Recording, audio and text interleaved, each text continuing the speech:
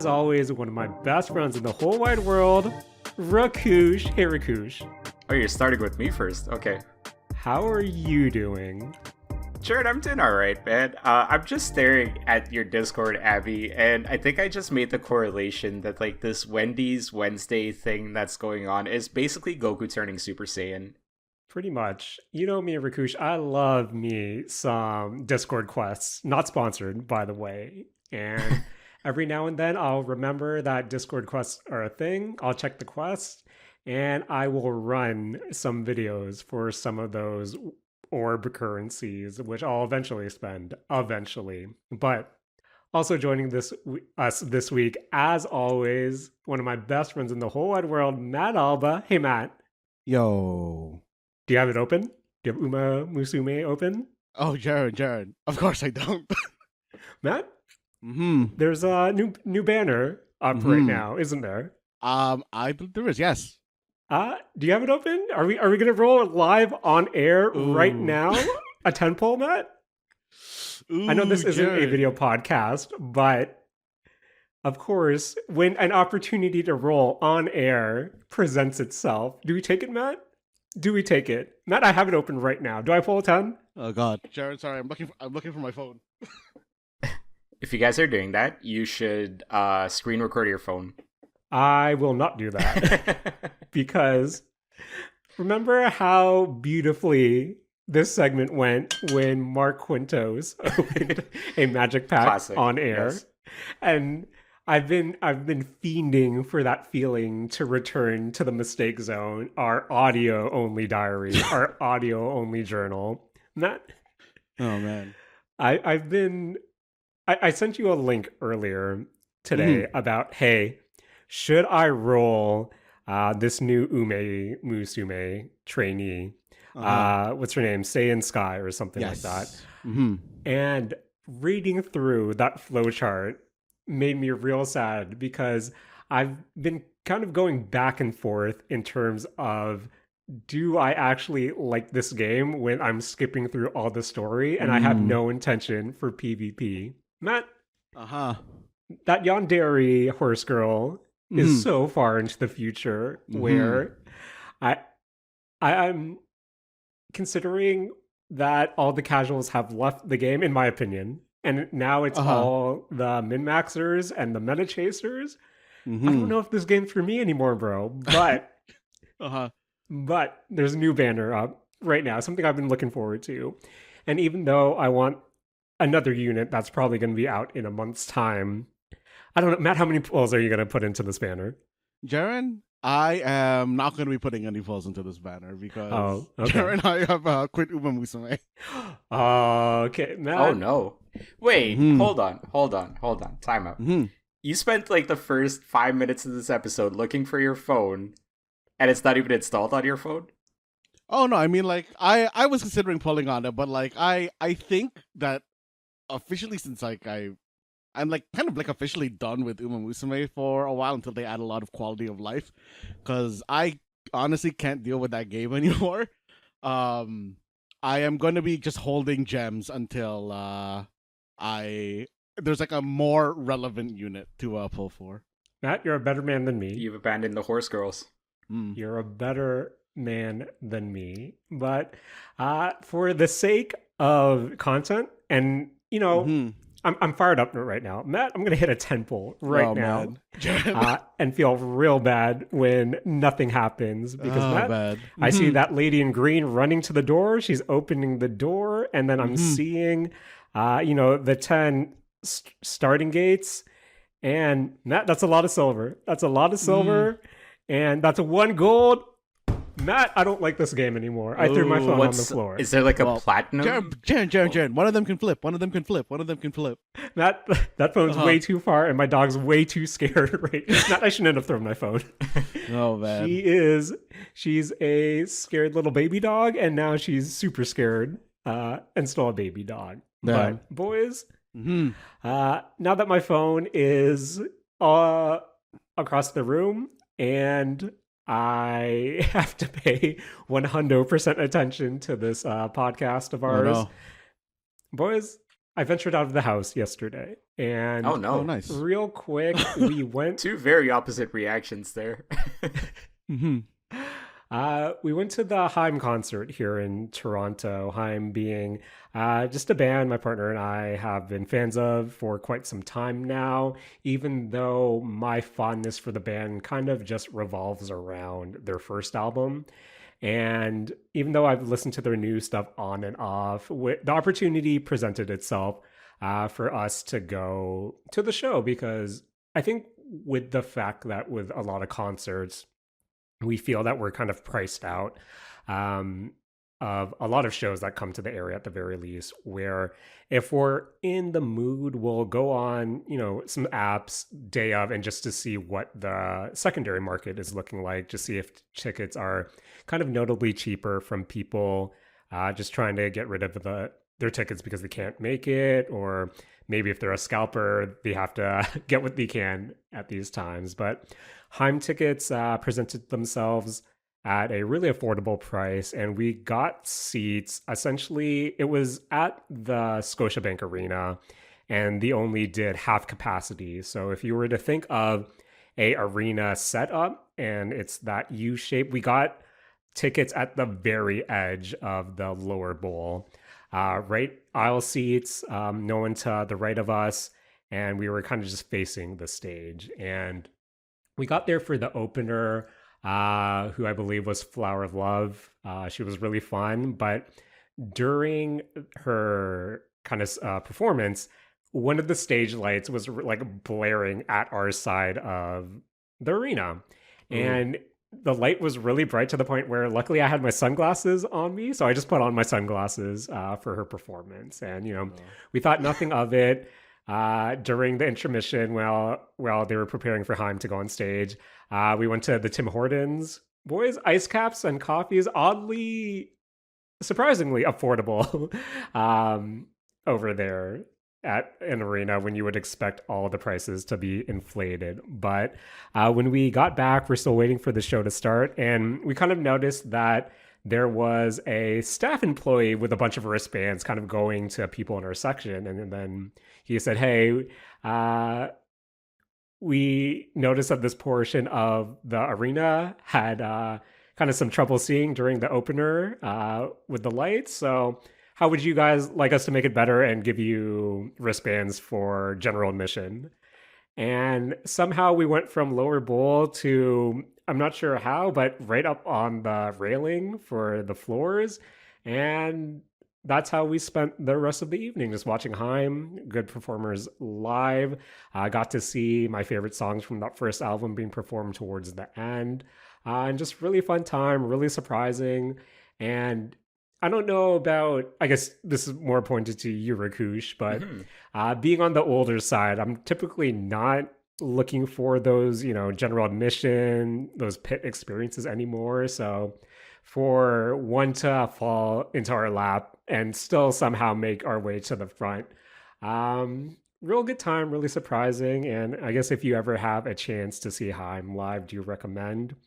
What I did like about the crowd was, I know My Chemical Romance was in town just a couple of weeks ago, and there was something about seeing all the elder, I guess, millennials who grew up in that emo scene, listening to MCR and like all those Feel by Ramen artists, and just going out into with their kind of emo appropriate outfits, and then fast forward to the HAIM concert. And it's those same elder millennials dressing up in their kind of late or early 2010s hipster apparel, which also made me feel real good. But that was kind of my outing to see live music. But Rakush, you also got to see some live music this week. I know a few weeks ago we talked about the Naruto Symphony, but Rakush, how was sailing the high seas with One Piece this time around? Yeah, before I get into that, Jared, I wish I knew you were downtown yesterday because I literally walked past Scotiabank as the crowd for HAIM was coming out. Really? Oh, damn, misconnections, Rakush. Misconnections. Yeah, I'll write it on Craigslist for you. yes. No, it's all good. No, so One Piece Symphony was taking place in Meridian Hall, which is maybe 5 minutes of a walk away from Scotiabank as well. So yeah, pretty packed crowd for that one. A lot of cosplayers as well. It was really cool. It was really fun. This is the second time I've gone and watched like a anime themed symphony thing at the same hall. In fact, it was like exactly a year ago that I went to go watch just like a standard anime symphonic thing from a different crew. And that was also a ton of fun. And I think one of the things I really enjoy about that experience is it's not the kind of like symphony where you're just sitting there and doing like golf claps at the end of a song. Like they know what the source is, they know who the audience is, they know that you're gonna want to cheer along and stuff like that as well. So it's a little bit of like that limiter taken off of the experience that I personally enjoyed quite a bit. And I think also, yeah, just like listening to like, just like these tracks that I've been listening to in the anime for, I mean, 20 years now, I think I've been watching this series. Just kind of hearing that live and done so well and executed so well that like there were moments where I'm staring at kind of like the screen where they basically have what is it as it's an FMV going on. Yep. With a live performance. So like watching that and not actually sometimes like realizing that, oh yeah, this is being played live, like it was so well timed and so well done. And yeah, like that was a ton of fun as well. Also really happy to see that it was a really packed crowd too, because it's such a niche concert. Even though it's for One Piece, it's a big thing, I get it, but like it is still kind of like, a very niche driven or like a hobby driven thing that sometimes you do have to like kind of see how many people are actually interested in these things. And the fact that this was really packed gives me a lot of hope that there will be more of these in the near future as well. I really want to also go to the one for Final Fantasy 16 next January, February, but kind of pricey and no one wants to go with me. So might have to skip that one, boys. Maybe see if Mark will be in the area. I feel like that's something up his alley that he would. Yeah, go true. through. Actually, yeah, it's a good idea. But, I'll hit Rakush, just go by yourself, man.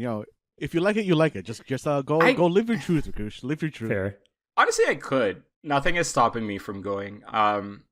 There's no real but to it. There's no real like whatever. I guess I'm just kind of figuring out the whole sort of it's still like 4 months away, so I'm just trying to figure out like, do I go with somebody? Do I go by myself? How much do I want to spend on it? All of those kind of things as well. But yeah, back to the One Piece thing. I mean, Jaren, I know like you mentioned the Naruto Symphony like a couple of episodes back as well.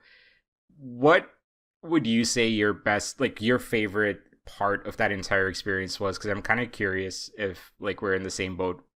Well, to be honest, it was just a fun experience. Again, I think when I told Matt about it, I wasn't really sure what to expect with it. Just the fact that it seemed to be like the greatest hits of the first, I don't know, what was it, 180 episodes that we covered, spanning through kind of the most important things where, as I told Matt, I think it was that realization of, all the OPs that I actually like are kind of, towards the later episodes. And as someone who doesn't really have affinity for Naruto like that, it was just kind of a pleasant experience just to kind of see live music, just to see that atmosphere, people being excited. But again, I feel like it's something different if you do have that affinity for what's being presented to you. Yeah. If you're truly a fan of it, where, I was telling my partner where, yeah, we were debating going to One Piece on either Friday or Saturday if the HAIM thing didn't work out, but we ended up going to HAIM. So as much as we kind of just enjoy that atmosphere, something being influenced by anime and just live music in general, I think my reaction would be different if it was, say, for something like a Demon Slayer, where as a One Piece fan, what did kind of this overall package do for you? I think for me, like my big takeaway from this entire experience was something closer to vindication, or like, just validation. Vindication has a negative connotation to it.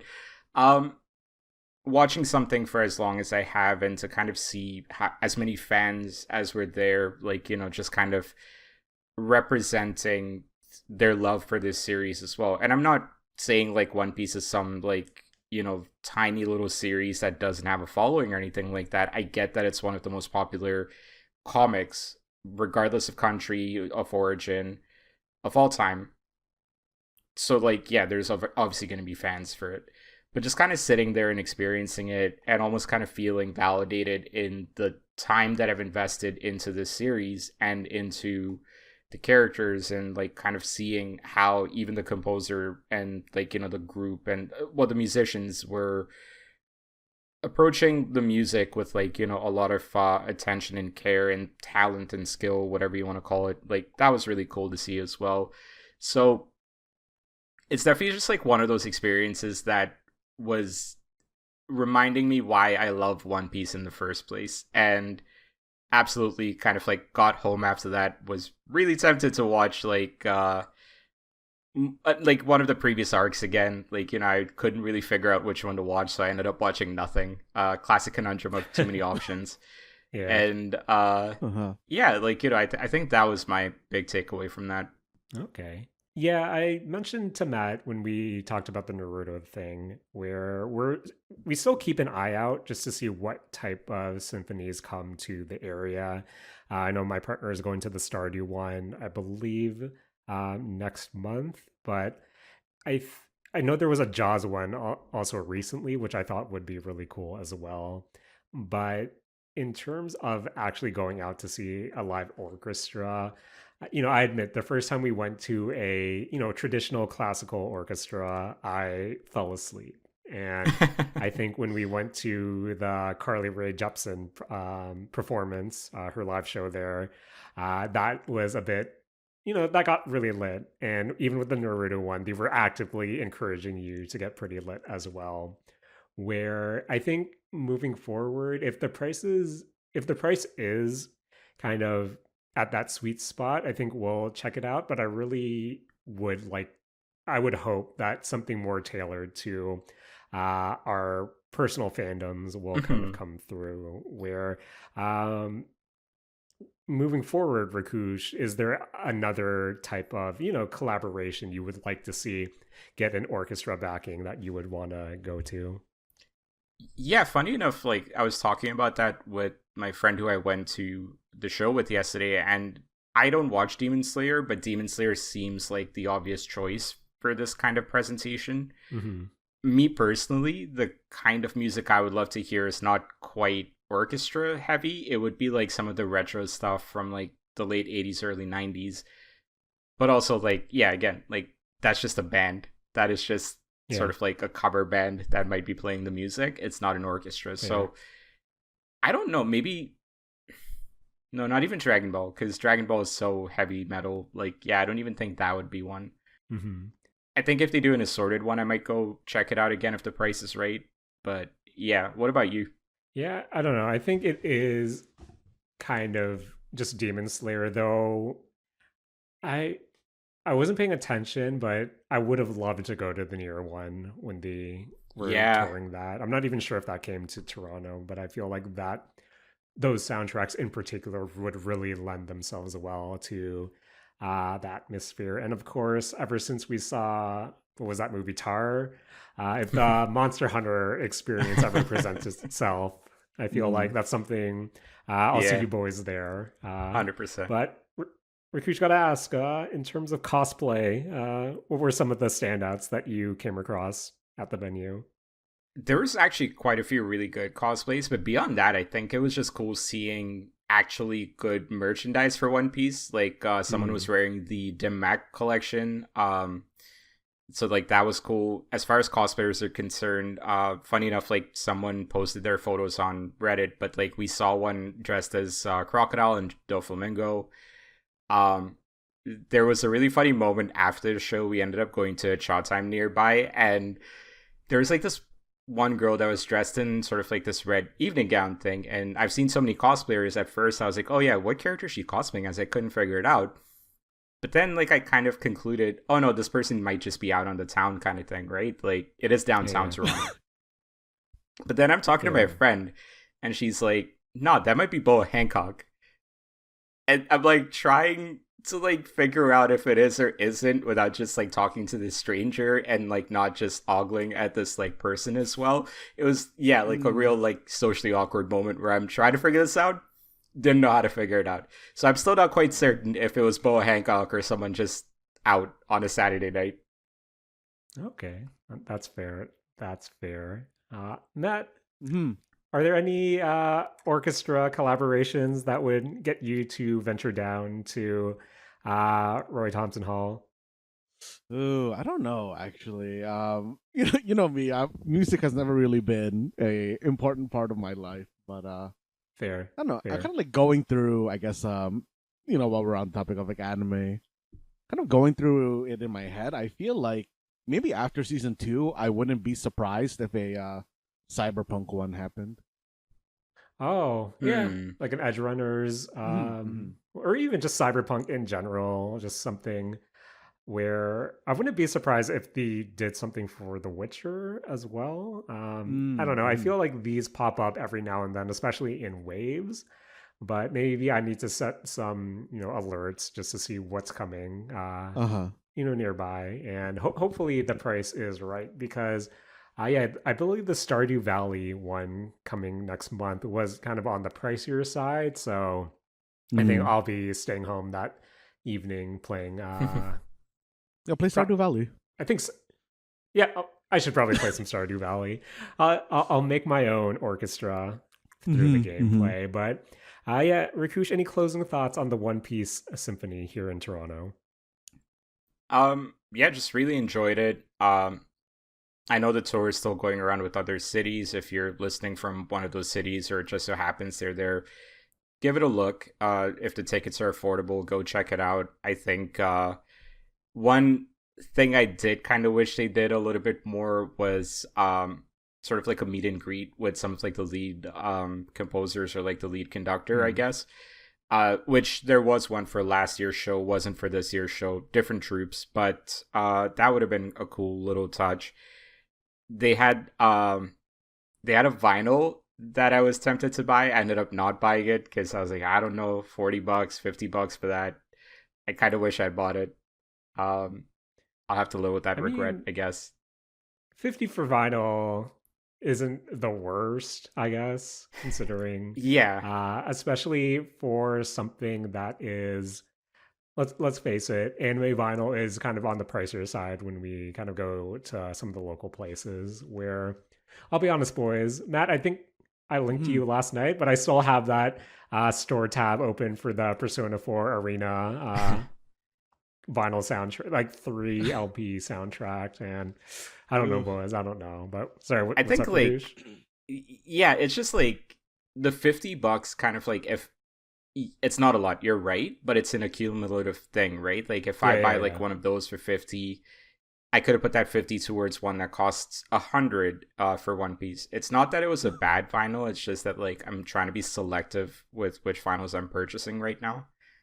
So like Fair. I'd Mm-hmm. rather save the money for like a slightly pricier purchase instead of buying everything. I would just buy like that one thing that I know for a fact I would truly like appreciate and value. So yeah, that's my Mm. rationale. I don't know. I think I'll truly appreciate this art of Persona 4 Arena Ultimax on my vinyl shelf. Matt knows what I'm talking Mm-hmm. about. Oh Mm-hmm. yeah. Yo, that's Uh, always been very good box art. I guess that cover art.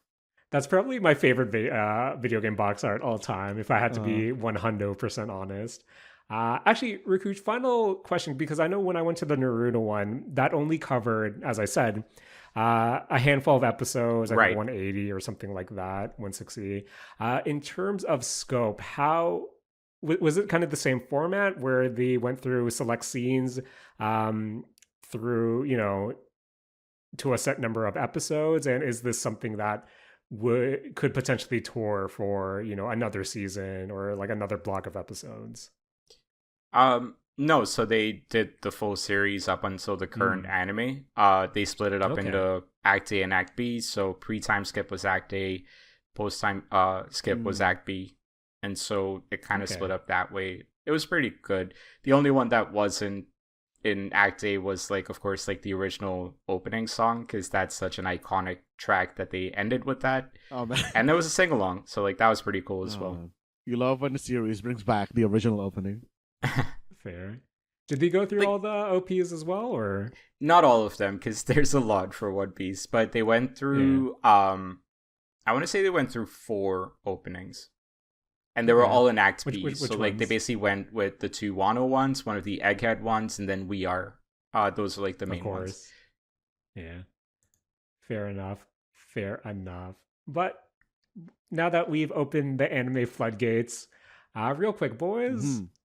I watched a new anime that debuted on Netflix today. I'm not sure if this is running anywhere else right now, but uh, I watched the first episode of The Fragrant Flower Blooms with Dignity, which is a romantic comedy Oh, yeah. streaming now on Netflix. And boys, if I had to be 100% honest, Mhm. once again, this is episode. I've only watched episode 1. I believe the first 2 episodes are now available on Netflix, but this runs the gauntlet of anime, like romantic, like anime romantic comedy, uh, just tropes and archetypes. Where Matt Rakush, tell me if you've stopped this before. We have our delinquent looking main character, male lead, who has a crew of delinquent friends and goes to a all boys school that is known for housing all the dumb delinquent kids. And Yeah. then we have the female lead character who is kind of timid. She's shy. She goes to a all girls school. And that's a prime, proper, a lot of their students are rich or come from notable families. But again, tell me if you stop me if you've heard this before. Our main delinquent character, our main boy, Rintaro. What if I told you that his family owns a cake shop that he works part time at? And he, even though he has a mean exterior, he's just a stand up good guy behind that delinquent look. And when we have our female lead, even though she looks a bit shy, Matt Rakush, she can eat some cake. And let's just say that our delinquent boy runs into some troublemakers in the beginning of the episode. And towards the end of the episode, oh no, they're causing trouble for the our heroine. And essentially one of the closing scenes is our delinquent boy taking a hit for the girl. And the episode ends with him in class looking out the window, and what do you know? Across the schoolyard to the all girls school, that's where we see our main heroine. Where again, it checks, it's everything you would expect from a odd couple, Romeo and Juliet-esque. These characters are destined to be apart, but always come together. And even though it runs through all the different tropes you would expect, I don't know, there's still something comforting about watching episode 1, where even though this is still, this is territory that we've all seen before, archetypes that we're used to. I feel like the characters are likable enough. I think that animation is, pretty standard for your slice of life romance anime. And I'm curious to see where this actually goes to, because if you're already hitting all the check marks right off the rip, you're going through everything you would expect from a typical romance anime such as this. Where do you diverge? Like, where do you hopefully innovate, or do you kind of stay the course? And again, if that's if you want innovation when it comes to this genre, maybe based on the first episode, the Fragrant Flower Blooms with Dignity might not be for you. But maybe if you're just looking for a casual, easy watch, this might be something to at least check out. But again, there are 2 episodes, so I'm really curious to see what is presented in episode 2 and just to see if it does do anything that really subverts expectations when it comes to this genre. But Matt, was this anything you've heard of? Was the manga something you've checked out before? Was it on your radar at all? Yeah, I dropped this anime. I like from the first watch, because I know that you said that this is a romantic comedy, but I did not feel the comedy in this at all. And Yeah. Rakush, Fair. I think when we were talking about this show, we said that it oh man, what was that? Something about it's not funny enough. It's too romance focused, and it's not. It's not rom-com. It's just a rom-rom. Yeah, it's not a rom-com. It is a rom, and that's not my jam. I don't have time for love without comedy. Yeah, Fair. we had this on our summer sort of like tiers list that Oh we were yeah, doing for here the it animes. was in between Turkey and Watari. Guys, I totally forgot you talked about this because I'll be honest. The moment you started talking about Watari-kun, I thought, damn, you guys are missing the nuance to this series. Right, you blanked out. You're missing the drama to this Jaren, series. okay, what was the draw to that series? Because I never followed up on it. They're really mean to like a lot of the classmates are really mean to the main girl character, and then you kind of figure out that how she was shitty to the main boy character kind of growing up. And then there's a lot of misunderstanding. Guys, tell me if you've heard this before. Misunderstanding in your dramatic anime. No, that's new. And people keeping up appearances and kind of dealing with it instead of trying to explain it, because hey, being a punching bag is easier than putting yourself out there in hopes that people will like you afterwards. Yeah. Why'd you have to say that last part? That felt too close to comfort.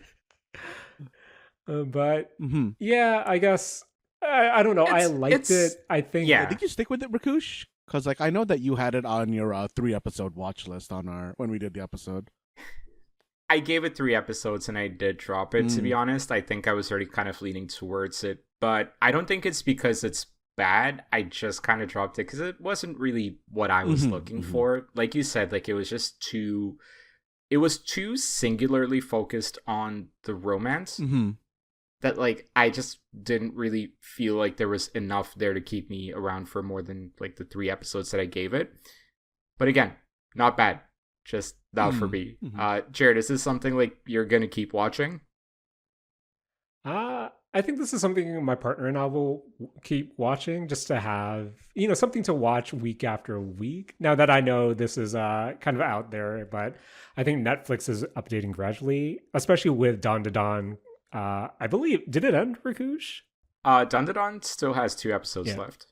Oh, still has 2 episodes? Okay, so I believe with that so. wrapping up as well, so we'll probably stick with it because it's just something to watch. But guys, I'm a sucker for a good, quote unquote, good romance anime. So we all need something good to watch in the season, right? Like there's got to be at least like that one sort of like warm fuzzy series we all have. Maybe. Oh man, I was gonna say, me, I like good romance, and then I think of all the harem garbage that I tell Matt about and rage over. But those are my thoughts. Maybe you can splice this up with what Matt and Rakush discussed on a few episodes ago. But check it out if you're looking for something that kind of hits what you would expect. But I will say this about, so with Kaoruko, or the female lead, the way they animated her reminds me a lot of, boys, do you remember that pseudo harem about the guy who plays an MMO and then meets all his, guild mates in real life and they all turn out to be girls? or am I the only one that watches DGen anime like that? I mean, we got Matt on I the mean, show. I'm He thinking should be about able it, to but answer this. I thought at first, oh yeah, Longer Horizon, and then oh no, Sword Art Online. But like, I can't remember what this anime is, and I know that I've at least read the manga for this. But I feel like Guri here looks like the main love interest in that one, and I can't get that out of my head. But that's kind of what is on my mind Look at right you now when I corrupting watch. your feel-good anime with all that D-Gen garbage.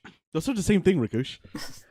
And then I thought of the storyline where that girl thought she was talking to her boyfriend online, but it turned out to be someone pretending to be a boyfriend. And ooh, I think she had some items stolen. Ooh, Hit damn, it. it was a heavy episode. It It was a heavy episode, guys.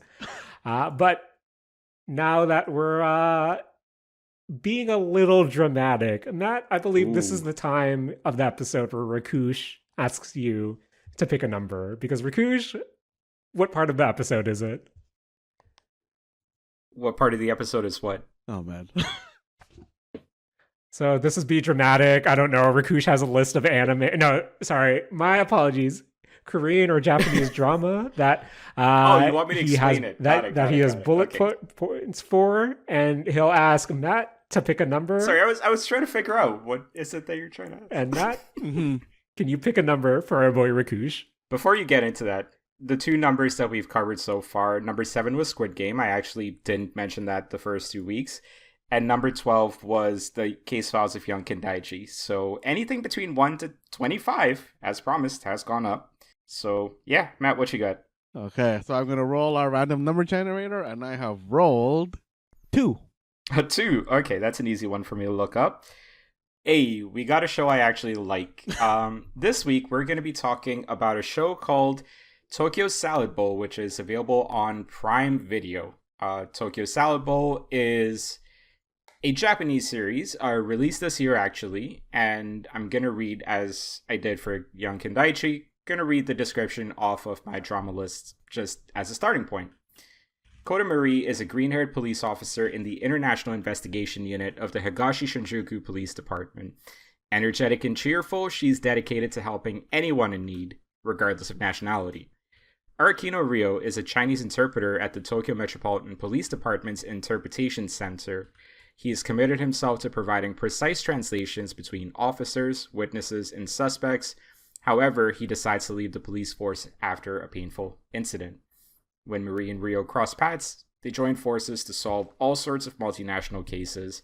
As they interact with foreign residents and share meals from around the world, Marie and Ryo's journey sheds light on the challenges and experiences of living in a foreign land. This one really spoke to me from just the perspective of kind of like, traveling to Japan for the first time last year, and even before that, kind of like understanding that, hey, I'm a brown dude. No amount of ignorance can make me look like I'm a native to Japan, sort of thing, right? Like, even if someone wants to be like, haha, all Asians kind of thing. No, like, I am very much a brown dude. So, like, I absolutely kind of felt a little bit of that. Like, hey, I'm an outsider. I'm in a foreign country. And it was an interesting experience, a positive experience at the end of the day. Like, I've spoken to you guys about how much fun I had there and interacting with a lot of folks, but there was always sort of like this invisible kind of wall in place there of like, you are definitely speaking from two different places of the world. And one of like the joke parts of the conversations I have with like friends and family sometimes that always comes up is, would you live in Japan? And my answer is always no, absolutely not. And I feel like Tokyo Salad Bowl covers a lot of sort of like the whys around it. It's an interesting series that does look at how sort of like being a foreigner, a gaikokujin, I guess, in that country kind of is for a lot of immigrants and like, a lot of folks that are working the low-end jobs and things of that nature. A group that is often forgotten when it comes to kind of like the laws and the policing of the neighborhoods and things like that too. And, we've heard a bunch of stories as well about how kind of like Japanese media can sometimes very leisurely be racist about like, outsiders and things like that too. So it's not something that's like some secret or anything like that. It's definitely a part that when I think about the things I love about that country, I do have to acknowledge that like the other part exists as well. So back to the the show. I definitely really found it an interesting watch. I really enjoyed it. Not a perfect show by any stretch of the imagination, but I think it's a show that handles the topic with the right amount of care. And I feel like when it comes to like TV shows, at least that are available to me, and the ones that I've heard of just through like, my through proxy kind of thing, it feels like a topic that is mostly uncovered in Japanese media. So it was really cool to kind of see what it is that they kind of like, talk about with like the stories of like immigrants that are working in Japan, and how they sometimes get tangled in like these like crime sort of like, webs of crime and things like that as well, I guess, right? Like you get stuck with the wrong crew, and like you don't have a choice but to go along with it. And so it kind of handles that with a lot of care, and I really enjoyed that. The series is 9 episodes long. It's one series. There is a possibility that a season 2 could happen based on how it ends. The pacing was pretty good though over the course of series 1, and I feel like if you just kind of watch that by itself, I think it's a pretty good watch in and of itself. Also, when it comes to like the time commitment, 9 episodes. It is like an hour each, but you can finish it within like a week and a half, 2 weeks if this is kind of like your primary focus. I know, Jaren, you said last week you got the tummy rumblies because of the 25 series, but I think you can do it if you try. I also kind of like the connection that this show makes between food and culture, and that's kind of a little bit where the name of the series comes from as well. The main character, Koda Marie, she is a foodie, and she is one that from the very beginning of the episode shows that like she is adventurous with the food that she tries, and also tries to encourage other people to kind of keep an open mind on that front as well. And I like how food is kind of treated as a sort of like equalizer when it comes to like these interactions that the characters have in this series. And these characters from different cultures have in this series. And I kind of found that to be very fascinating and a good use of sort of like international cuisine within sort of like this Japanese background as well. I mentioned it's not a perfect series. A couple of minor complaints, I would say, though. The overall, like, the overarching mystery, like, there's a lot of convenient coincidences that happen with it. I have found it feels a little bit of a trope with a lot of these drama shows that I watch, or like cop dramas and stuff that I watch, where like some loose ends are very conveniently tied together. It required a little bit more suspension of disbelief than the rest of the series, but it's something I brought up last week with Kendaichi as well. The more I enjoy a series, the more I'm willing to suspend my disbelief. So I felt like I was more willing to say, okay, that's fine here, because I liked everything else. And I also just kind of felt like it was, when I spoke to like the pacing being pretty good over the course of the series, it was also pretty consistent and sometimes to a flaw. Mm-hmm. I never felt like there was a lot of tension in the series. It felt like the tension and the boiling points happen in the flashbacks that they cover for some of these characters, but in like the present day storyline, I never personally felt like, oh wow, like, the stakes have never been higher kind of thing. Like, it was just pretty steady throughout. And so maybe like that's a minor criticism, but I felt like the tension was not the selling point of the story, which is why to me it doesn't feel like, a big miss or anything like that. That's Tokyo Salad Bowl. I am trying to get a little bit more sort of like concise with these episode or these show things that I'm going to be doing week in, week out sort of thing. But yeah, I guess kind of like do want to open up the conversation to you guys a little bit. I think I'll use the topic of food to kind of open it up a little bit here, but like, I guess, yeah, like, guys, how do you interact with like food from different cultures, and like in your own personal experiences? Like, is that something that just kind of helps bridge gaps between like people that otherwise like, you might not interact with a lot and stuff like that? It's a little bit of a broad question, but like, I think like that's something I resonated with a lot in this series. So I'm just kind of curious, like, how do you guys sort of experience the whole idea of like eating with other people?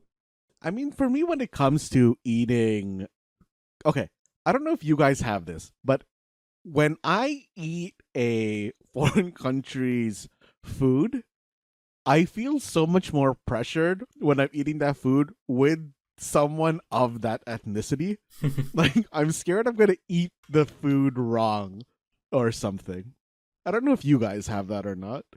I I kind of know what you mean. Like, I have Hmm. this habit with ramen, I guess, where it's like the first time I had ramen with a friend told me you gotta drink the broth first before you try the noodles, and so I've kind of carried Mm, that along with me ever since then. I don't know if it's true or not, but I actually know exactly what you mean. uh-huh. And I also feel pressured to like the food. I don't know if you also have that. I a little bit, yes. Hmm. Hmm. But I think like part of that is also I have started because I'm not a very adventurous eater myself. I am very much Uh-huh. like I know what I like, I know what I don't like. If I'm trying something from a new culture or like a new kind of cuisine, you gotta Yeah. tell me what the menu is beforehand. Otherwise, like I'm not gonna try it, and like I'm gonna be pretty transparent about that boundary before we even go to some place to eat. Uh-huh. Cause like, okay, the very first time that I ever had like Chinese style chicken feet, I wasn't even sure how to eat it. And like the first like yeah, my like friend had just been like offering me some like yeah, chicken feet that she brought for her lunch. And I was so confused in how to eat this because I, I had no idea. Hey, are you supposed to eat through the bone? Are you supposed to eat the nail? Are you supposed to just like crunch through it? Or are you supposed to like, just suck off all the I guess like meat and cartilage? And it was a very confusing experience. And I tried to like, enjoy it, but I think she could very much tell that I did not know what I was doing and enjoy what I was doing with this chicken foot. I I also kind of feel like, respectfully to that person, you gotta ease a person into different cuisines. Like, you cannot just start with chicken Mm. feet. I mean, yeah, You I cannot mean, assume a person is gonna eat chicken feet. like I took it, so that's like that one's on me. That one's on me. Well, that's because, And like, I didn't ask for instruction. I'm just like, oh yeah, sure, okay, sure. And just pop pop I that into know my you, mouth. but I know you, and you wouldn't say no because I feel like you're a little bit like, in that interaction, you would feel awkward saying no, which is why you probably took it. To be honest, like at that point, I had actually like been always curious about what a chicken feet tasted like, or like, just chicken feet as a food in general. But it was Uh never huh. to the point where I wanted to, like buy it myself or like try to prep it myself or something like that. Fair. So like this opportunity had just like presented itself to me. And by the time I realized what I was doing, it was too late for me to realize I didn't know what I was actually doing. I mean, okay, yeah, that is on you a little bit, but Yeah, no, that's fully on me. That experience was fully goofed up by me. yeah, I mean, like, would you say, like, kind of like getting into more just sort of like the relation part of it, right? Like, you felt like you could relate to Mhm. a person a little bit more after experiencing that.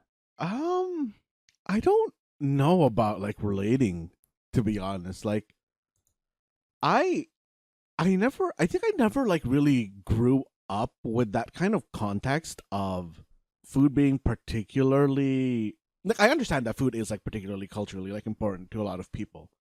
But I think kind of just like growing up, we ate so much different food that I guess was like so far across like so many different cultures that I never developed that sense of importance. I think I guess, I like, what I'm uh, getting at with it is more so, like, I kind of know what you're answering there, but I guess, like, what I'm more so asking about is the just concept of eating with other people itself, right? Like, at its core, it can be mm, something we've eaten 1,000 times before. oh It could yeah, be chicken feet. hmm. And I feel like that just kind of Uh-huh. is that sort of relation that, I don't know, to me, like, food has always been like a big sort of equalizer when it comes to like hanging out with folks, hanging out with friends. um Most of the times, if not all the time I hang out with like either of you guys, food is involved in some capacity. And I know, Jaren, like when we were kind of helping you out like a month ago, and like you were showing us around like London, Ontario, like, and you kind of like the first places you took us were food places, like, food joints, right? Like, here is what London has to offer, it's food, sort of thing. And I think, like, in that way, I feel like it makes just relating to people and connecting with people and just staying in touch with people a whole lot easier as well. Like, it cuts through some of the usual pretense that you need to meet a person, when it can be as simple as, hey, you want to go try this place out? sure, let's do it sort of thing. Mm. And like that's what I really do appreciate there. So it's even beyond just trying like, foreign foods or anything like that. Food in general, I think, is just such a equalizer for me that like to go back to Tokyo Salad Bowl, like kind of even though like the concept was around sort of like, oh, here's like these I guess mild spoilers for episode 1 in the first few minutes. She's eating like a scorpion skewer or something like that. It's a literal scorpion on a skewer.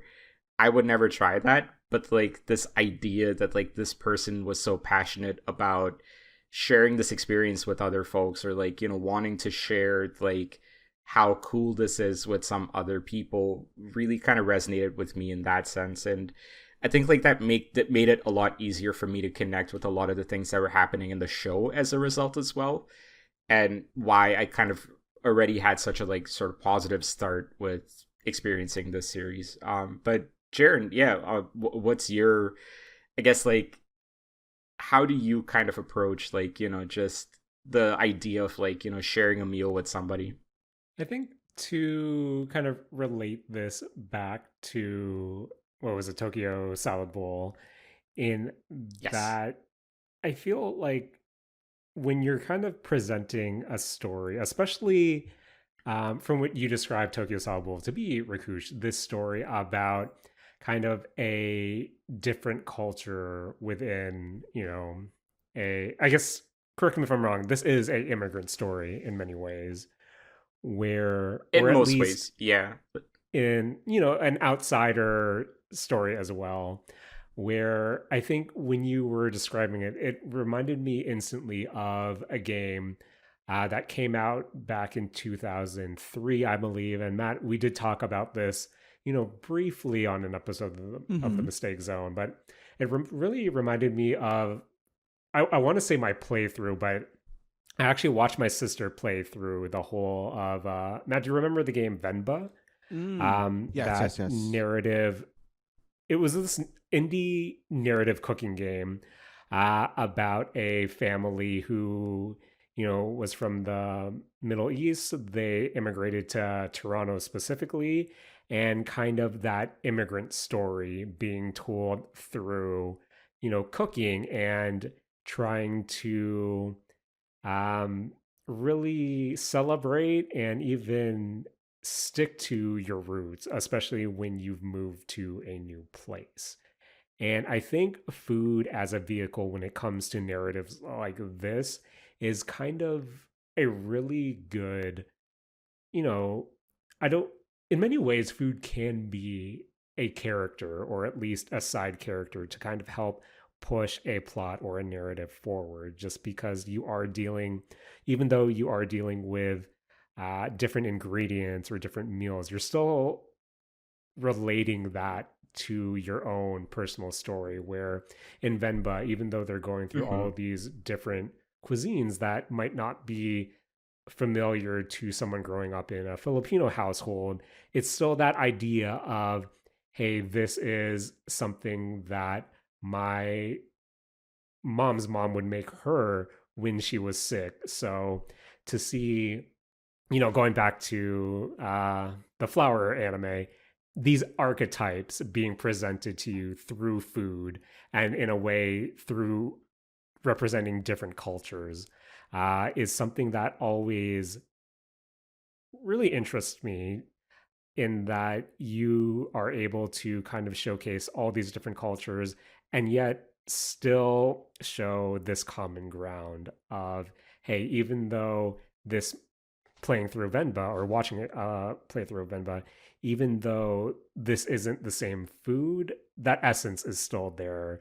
Those types Yeah. of meals are still there. And ultimately, with the case of Venba, that immigrant story is still there. The same trials, the same tribulations, the same hardships, the same success stories, and even that the same uh, second generation, third generation guilt, all revolving around, your mom's home cooked meal, and in turn, your own home cooked meal is something that to me is kind of like a cheat code in many ways to pull on your heartstrings. So Yeah. when you're talking It's about, universal. It's a universal yeah, experience. it's universal. So I think when you mentioned how food plays a big role in Tokyo Salad Bowl, that makes me more inclined to kind of check it out, just because again, it is a way to bring people together where even if you might not be able to communicate with someone, you can still bond over good food. Where sure, you might not be able to exchange words, but hey, you can exchange um, pleasantries or like smiles or, just pointing to something.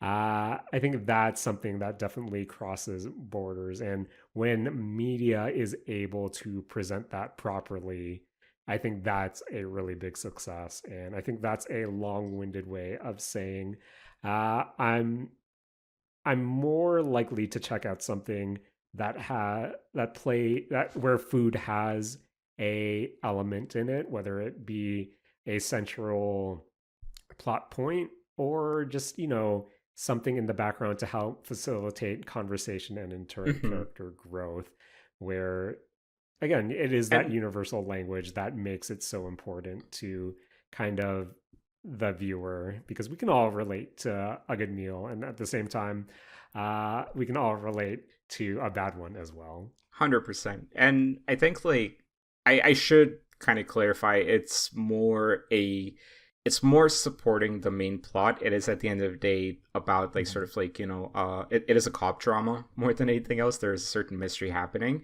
but the food is a pretty important part of like the main character's sort of like arc and how she perceives the people around her, which in turn I think is important in setting up why she goes out of her way to try to help a lot of the characters that she meets, and um approaches a lot of these episodes or the characters in these episodes from an empathetic starting point. And I think like all of these things tie in together and they're kind of handled really beautifully in this series as well. I would highly recommend it, Jaren. I think you would enjoy it. To me, this is closer to a must watch than it is to check it out. Like, I think if you watch the whole series, you will absolutely enjoy it. Yeah, that's Tokyo Salad Bowl. I'm honestly, Jared, I'm kind of glad that you brought up Venba as sort of like a comparison there as well, because I think that tied a lot of my thoughts together as well around what makes this series so powerful and like the use of food in it so powerful, and getting to that conclusion that yeah, this is like a universal experience. I think was great sort of like takeaway from that as well. I think you would enjoy it. Matt, I would recommend it to you. I don't know if this is the kind of like sort of like series that you might enjoy just based on what you're saying. It's less to do with like the quality of the series and more to do with just sort of like how you approach like, some of the themes that are presented in this series and things like that. Again, I hope that doesn't come across negative, but I just don't know if this show is for you. No. I get it. Honestly, I've been watching the trailer for this show, and the whole time I've just been thinking, oh, if Jaren was an Asian girl, this is him, her, or whichever, whichever would be applicable in that Now that you say that, I don't like that you said that. I don't like that you said that because now I can't unthink it. This character is so Jaren coded that I can't like not see it. Jared, have you looked up the character yet? Let's see.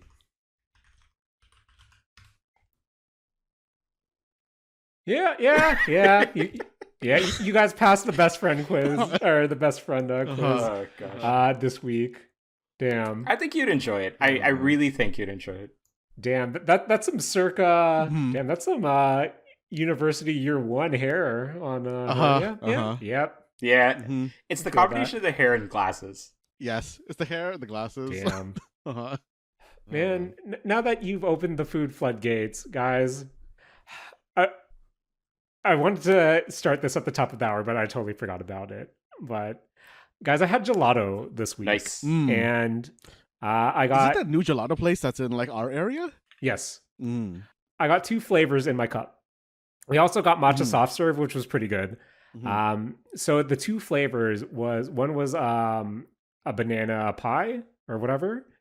Good banana taste. I really like the banana taste. And then we also got this like vegan Biscoff one flavor for the second one. And boys, that I guess my question to you is, when it comes to texture, are you a texture person in that if the texture is off to you, that ruins the entire meal for you? Not Alba. I mean, I think texture can definitely ruin a dish for me. Yeah, I feel like, it is Okay. like gritty or something. I think I'm usually, that's not usually a texture that I enjoy. How about you, Rakush? Where does texture fall? Like, what type of texture person are you? I think it depends on the food I'm eating. Like, if you're talking about gelato or ice cream and you're bringing up texture, I think it's actually important. So, like, if the texture feels off on, like, soft serve or, like, gelato, then yeah, like, I'd be like, what the hell? Like, because it should only have one texture. Like, anything outside of that would just be weird.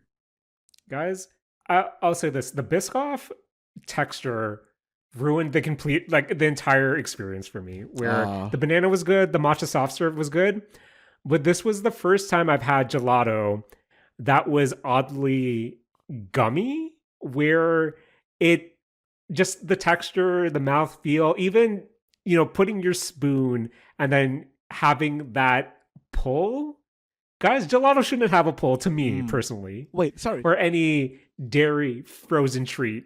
What's up? What was the qualifier you put on the Biscoff? It's vegan? Vegan. Okay. Vegan. Okay. Is Biscoff not usually vegan?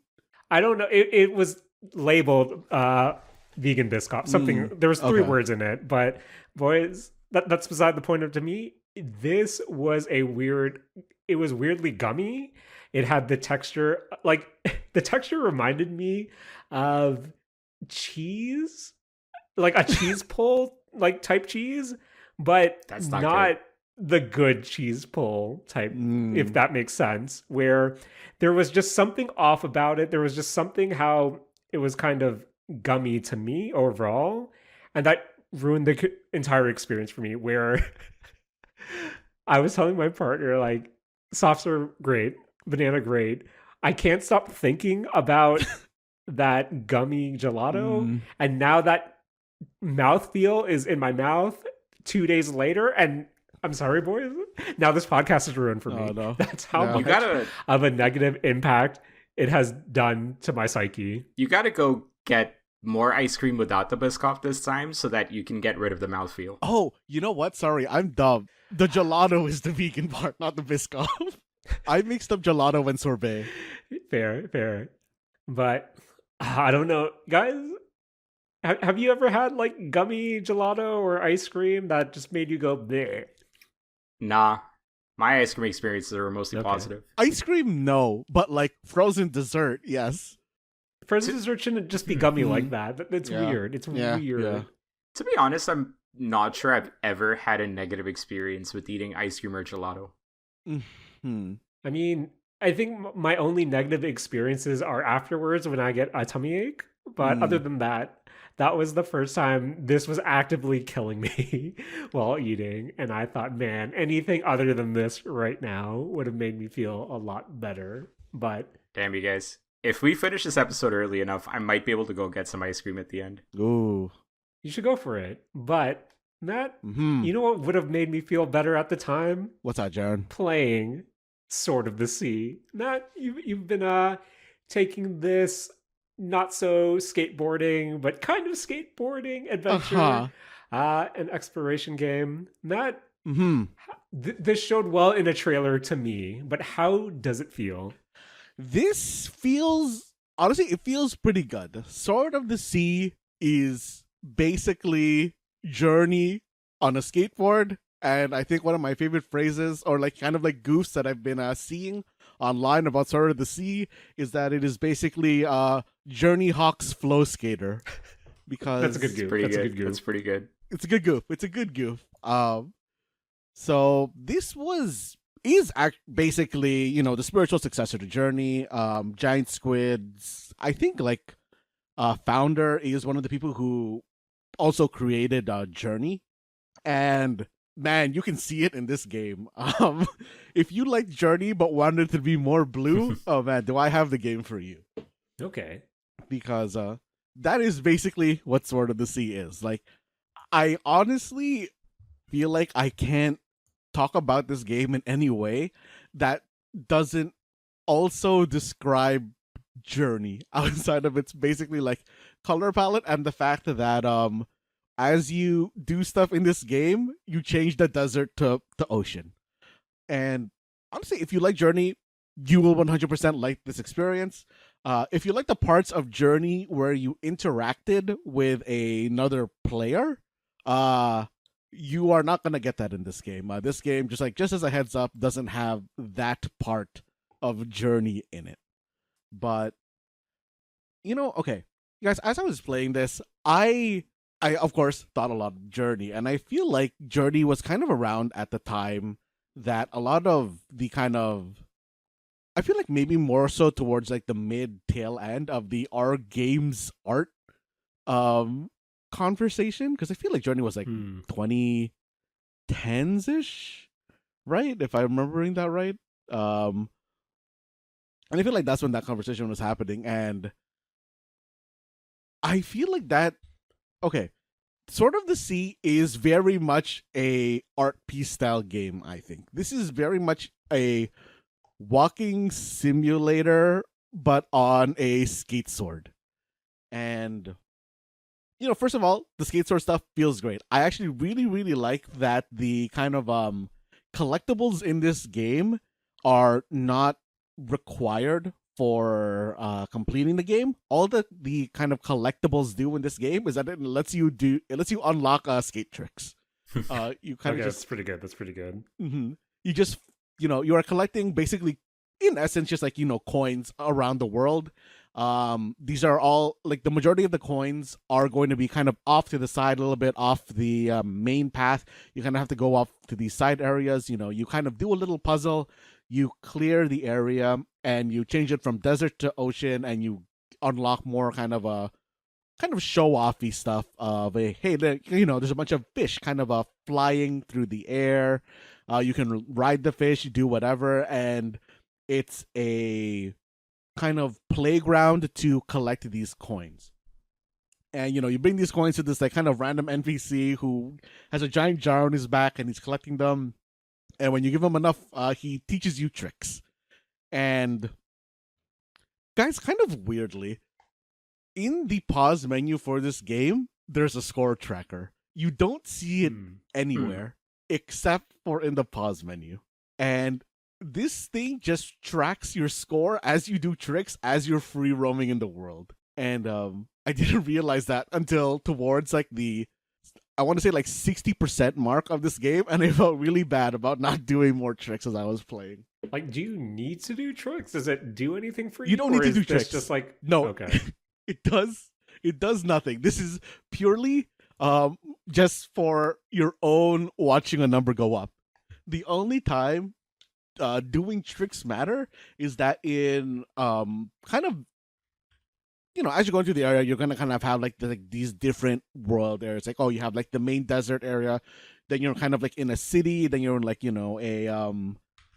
I kind of like don't want to like spoil like all the kind of environments you're going through, but like as you go through every different environment, they have these little areas hidden like way more off to the side where you're doing a trick attack.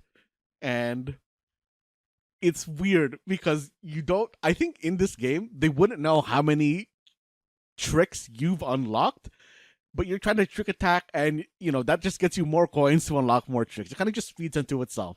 And I thought that was like a really funny thing for this game to add of kind of playing with their mechanics of, hey, we have grinding, we have wall riding. The game has way more half pipes than I would have thought a Journey like would have. And I don't know, it just like has a very fun place to kind of mess around with the trick system. But honestly, as fun as I think like the whole experience was, once I got to the end of it, I kind of felt like it wasn't much of a game. This was a lot more of a in essence, a lot closer to a walking sim than I would have like related to any other kind of, I guess, experience or like type of game. I think that if you're looking for something that has like interesting, like a puzzle platformer in essence, this isn't really the game to go to. The puzzles in this game are very light. They're, for something that's called Sword of the Sea, I'm very surprised that there wasn't any sword combat in this game. Question for you. Mm-hmm. And I guess part of this has to do with how the game was marketed. Was it marketed as anything more than a walking simulator, or do you feel like there was something misleading about how the game was presented? No, I mean, I didn't think that there was anything much more than a walking simulator being presented, but I kind of was expecting, they did kind of show off some minor kind of like platforming and puzzle solving in the trailers. So I thought that would be a more involved thing, or like, there would be like more of that than there actually was. So I was kind of let down by just the difficulty of the game, I guess, in like that sense.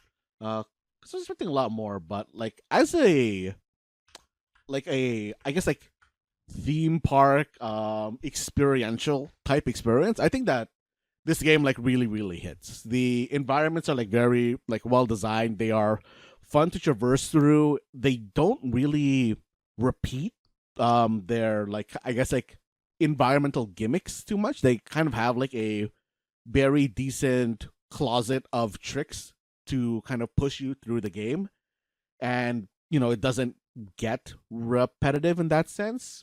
So like they did a very good job. The game as a whole, I think that I felt like I was kind of exploring a lot, and it took me 4 hours to finish. I think that if you weren't doing as much exploring, you should probably do this in like 2.5 hours if you aren't trying to get into every nook and cranny. But overall the experience was like it's like a very fun watch, very like fun to see. I just on my end, I wish there was a bit more crunch in the gameplay, I guess.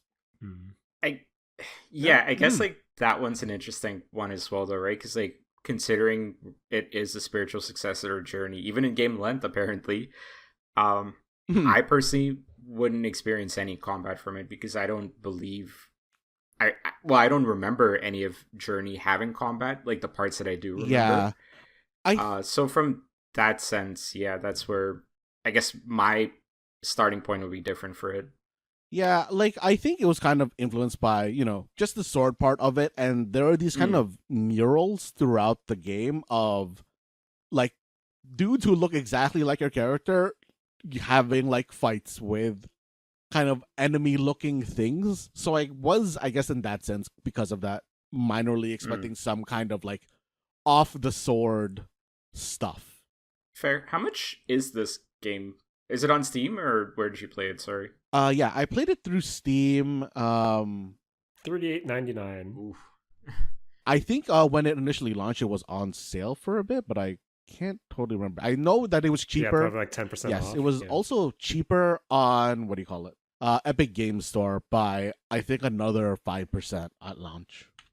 And then I believe they still had 20% cashback too on Epic Games. Still quite pricey for a 3 to 4 hour experience. Yeah, I was gonna ask Matt.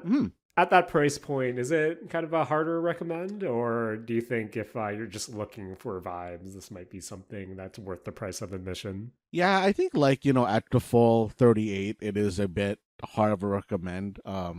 38 Canadian. But I definitely think that if this goes on sale and you enjoy Journey, you should definitely go pick it up.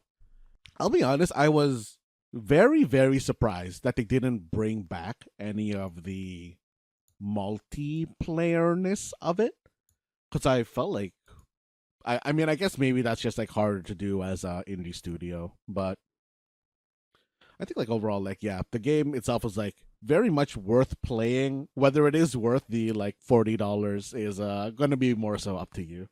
So I guess like my last question around Sword of the Sea compared to like Journey's experience.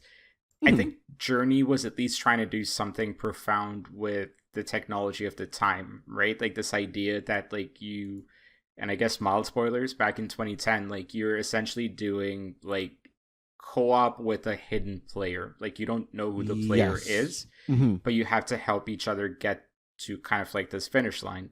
And I do remember just kind of feeling like that entire experience was pretty profound. I can't remember, Jaren, if it was you or somebody else that I was like talking to about this game way back as well, but like I think like just sort of like that moment really hit very differently for folks at that time. You can't really play that off as profound in 2025 anymore, just the way like, online games and stuff go. But is there anything about Sword of the Sea that is trying to either speak to sort of like the meta sense of playing games, or like, going for some sort of experience that would be unique to it? I would say no.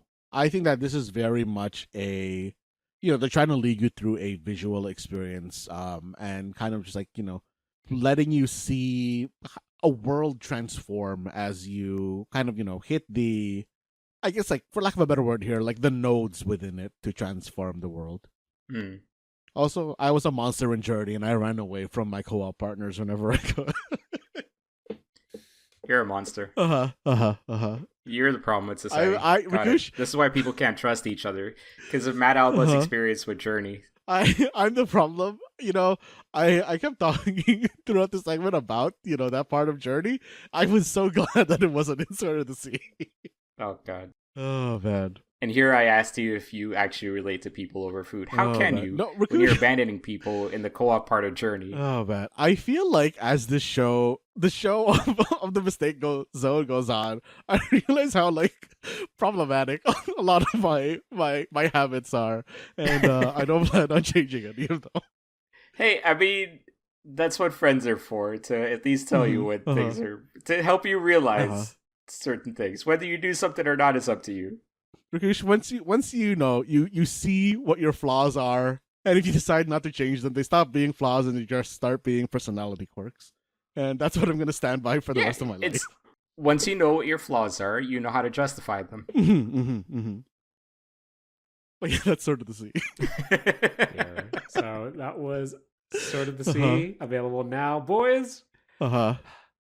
We got to get in. It's been a BV Boy episode so far, and we're going to get to Don't Match Me in a second. But Matt, Rakush, we have to try to get on that SEO train. Rakush, what was it like buying Silksong? Ooh. I was actually very surprised how cheap it was. Yeah. I kind of wanted to ask that, or like talk about that based on what you were saying about Sword of the Sea costing $38. Silksong is $20 US. It was like $25, I think, overall. So like, I think I was more surprised from that standpoint that like a game in 2025 is that cheap. And I know this is an exception to the overall, like, sort of pricing of games in this year and in this day and age. But I do kind of feel like just by its sheer existence and the fact that even after all these years of development, it is only $20 each. I'm sure some of that cost is offset by Microsoft helping them and whatever, but like, the fact that it is still such an affordable game is going to stand as a benchmark of sorts to say that like there is a method for games to cost less. It is just that the studios and developers might need to seek out these ways to kind of like not just offset all of the costs to the gamer. Because yeah, like games are getting too expensive. Like if you told me Sword of the Sea costs like $40 for a 3 to 4 hour experience, would I have asked the same question in 2012? I don't know. I'm definitely asking that question now. Because, like, yeah, games are expensive, guys. And, like, I don't like getting priced out of a lot of these experiences. Like, I do kind of wonder if Silksong's price is kind of a result of it also being, originally marketed as a DLC, even though that was basically a decade ago, I want to say. Yeah, like I've seen developers and studios renege on those kind of agreements plenty in the past. So like I would not have been shocked if they then came and said, "Oh, not DLC anymore, different price." But the fact that it's still only $20 is, I mean, respect to the studio. Have I played the game yet? No. I'm hoping it started this week, depending on how life goes. But at that price point, easy recommendation, even if you don't end up playing a lot of it. That's our SEO segment for this week. Are you gonna talk about it next week, Rakush? Because if you're gonna talk about it next week, maybe I'll grab it as well. I mean, I'm not gonna make you buy this game on some pretense that I'm gonna play this. So I don't know. I cannot promise you that I'm gonna find the time to play it enough to be able to talk about it. Okay. I don't want a Zelda Tri-Link adventure happening again. Man. Here's what I'm saying. Oh man, I'll play that game someday on my own. Eventually, I still have that cartridge. Oh man, yeah. Maybe next time I end up at your area, I'll Yeah, bring, dress maybe up next time we get some like food you've never tried before. Some butter chicken. No, I'm joking. Butter chicken sucks. With our let's say our weekly Silksong mention out of the way, boys, it's been a beefy boy episode. I feel like some of my notes that I brought, we'll push that back. But you know what we can't push back? Some don't match me challenges. Matt, who's challenging us this week? I believe this week Rakush is going to be the one challenging us. It is me, yes. And unlike the Be Dramatic segment, I'm actually going to explain what Don't Match Me is this week. So, Don't Match Me, it's a game we play every single week where one person asks 5 questions, provides an answer, and the other folks on the episode try not to match the answer.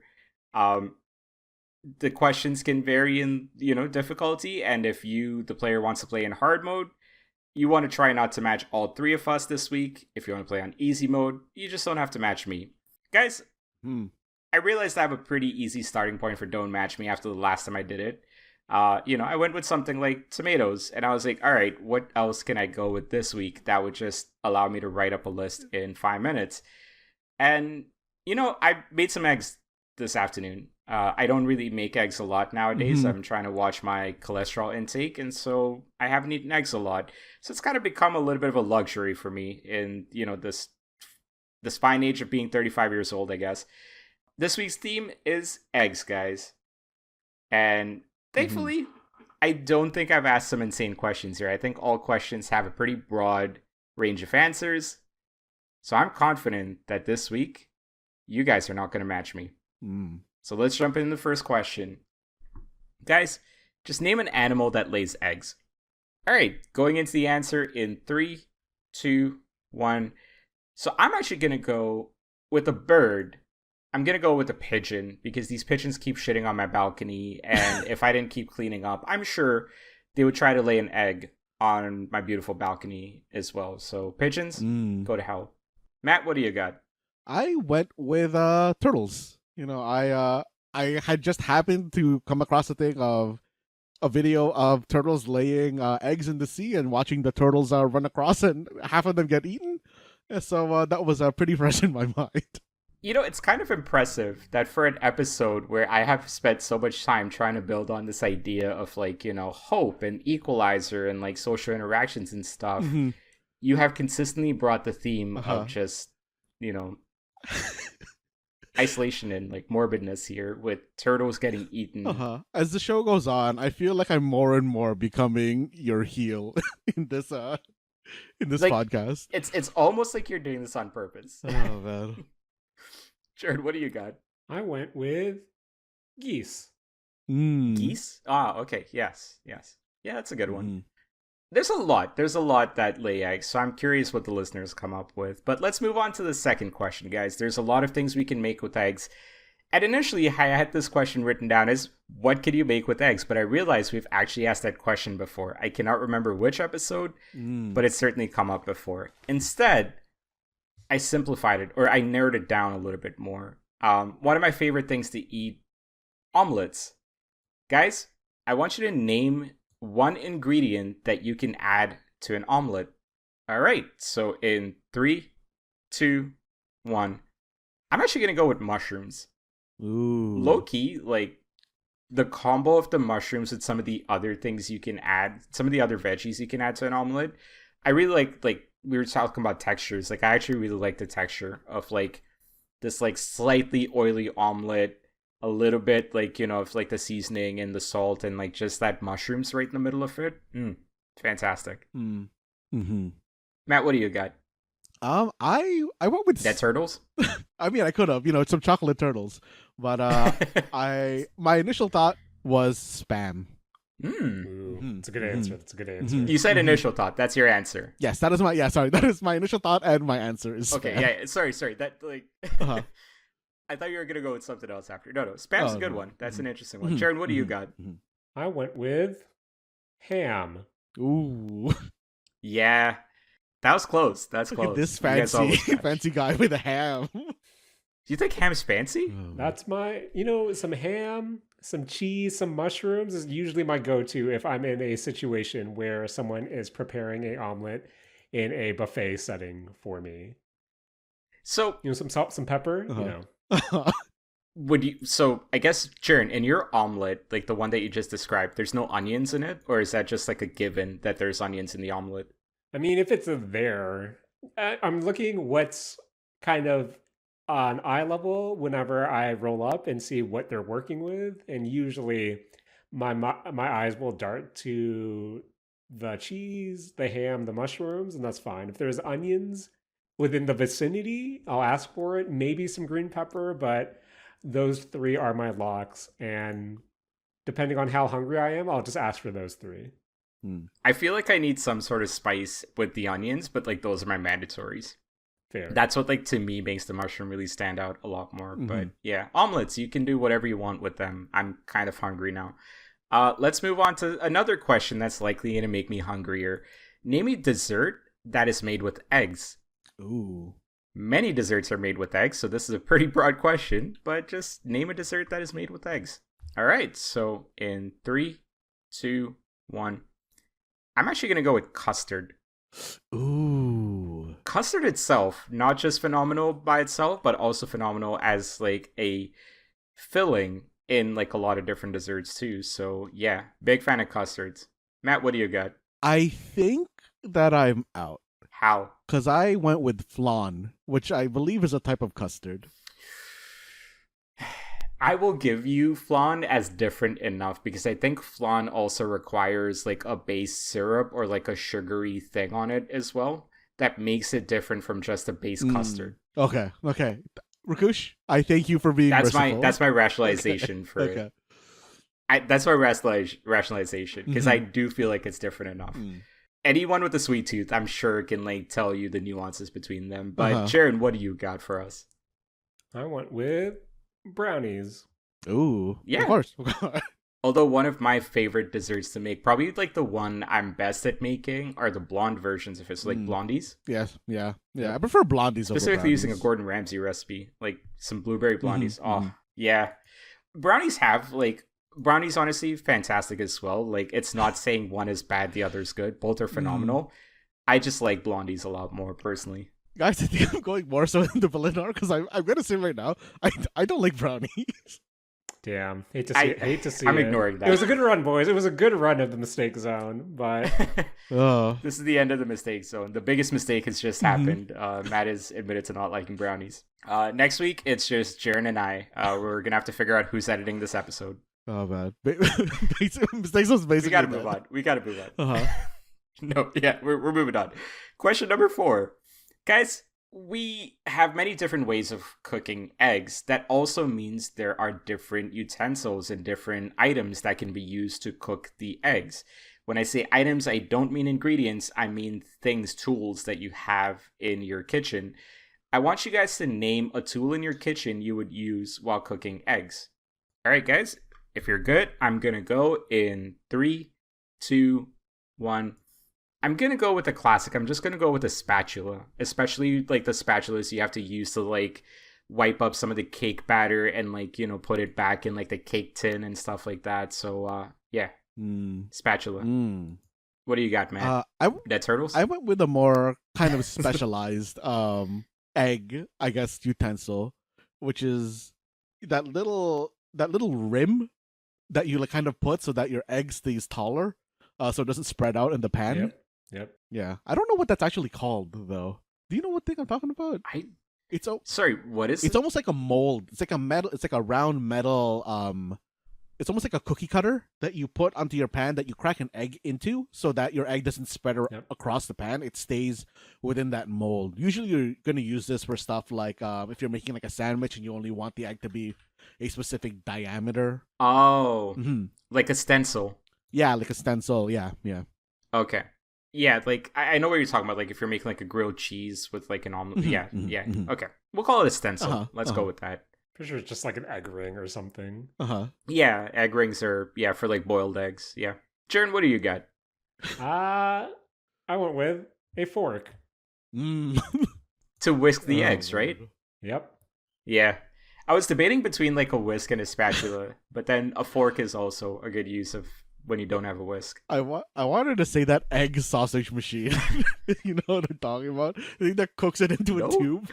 No. Oh man, I can't believe you guys don't see that. It's like this thing that you crack like, I don't know, 3 eggs into. It like mixes it up, and it kind of looks like, it kind of just looks like a tall water bottle, and it has like a heating apparatus in it, and then it pushes out a tube of eggs. This has been a marquee episode for you, man. You've come up with some real unique stuff. Yeah, this hasn't been one of my best showings. Also, 3 eggs. 3 eggs. Do you know how much cholesterol is in 3 eggs? That's like 2 eggs is your maximum daily intake if you're maintaining cholesterol. 3 eggs, brother, that's insane. Oh man, does not stop me from eating sweet treats though. Guys, last question. Actually, we talked a little bit about omelets. There's many different ways you can have eggs during breakfast, and sometimes we like using some condiments when we eat eggs as well. I want you guys to name a condiment you would use with eggs of any kind. Like, however you prepare the egg, whatever condiment you want to use with those. Let's hear it. The last Don't Match Me for this week. Naming a condiment in 3, 2, 1. I'm going to go with ketchup on sunny side up eggs.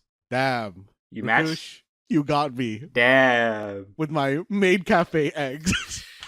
Oh, man. I should have thought about that, actually. That's on me. What are they going to do to write on my omelet rice if they're not going to use ketchup, Rakush?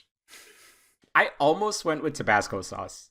I made the switch last second. I could have actually made it this week if I'd just gone with Tabasco sauce. But just at the end, Mattis match. Jaren, what do you got? Growing up, scratch that. Not even growing up. I'll always go to my favorite budget meal. And we're talking eggs, rice, and my answer, soy sauce. Oh. Soy sauce is good. Honestly, one of my favorite meals to eat is, like, especially when I have to go play, like, slow pitch or, like, tennis in the evening or whatever, like, a couple hours before that, just, like, a bowl of rice, eggs, a little bit of soy sauce. Phenomenal. Yep. The classic tried and true.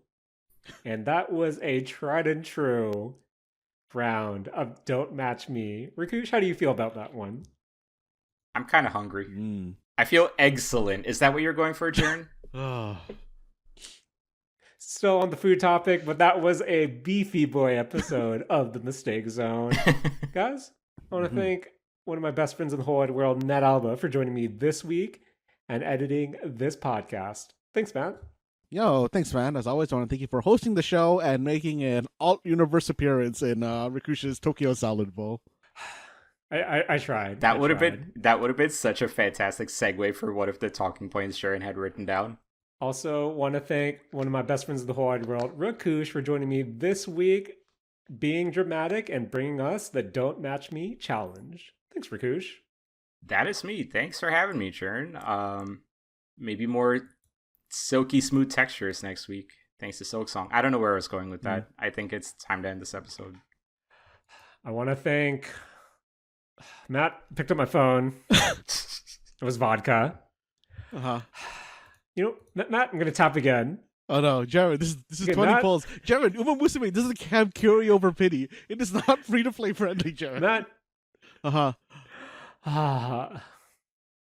Another Matt. Matt, I don't feel good. 20 pulls. Nothing special here. Matt. Matt, I think I'm crashing out. What's another 30? Jaren, no. Musume isn't a free-to-play friendly game. This is why I want to stop playing. So I have vodka and I have what's her face? El Condor Pasa. Matt. What's another 40 pulls, no, you Jaren, know? No, Jaren, no. Jaren, no. No, you're crashing out. Jaren, no. Jaren, no. Jaren, no, Jaren, sorry. Hey, you guys, sorry. This has been the mistake zone, and we're all out of making Jaren pull on stream. Or on podcast. Okay, 50 and I'm good. 50, Matt, there's a rainbow. Matt, I think we did it.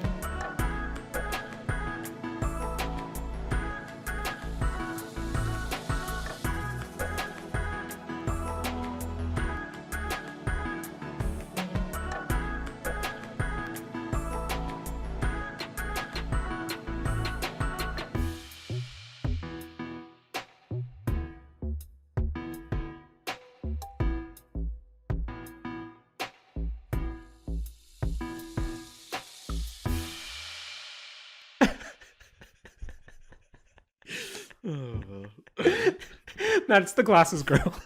Oh man.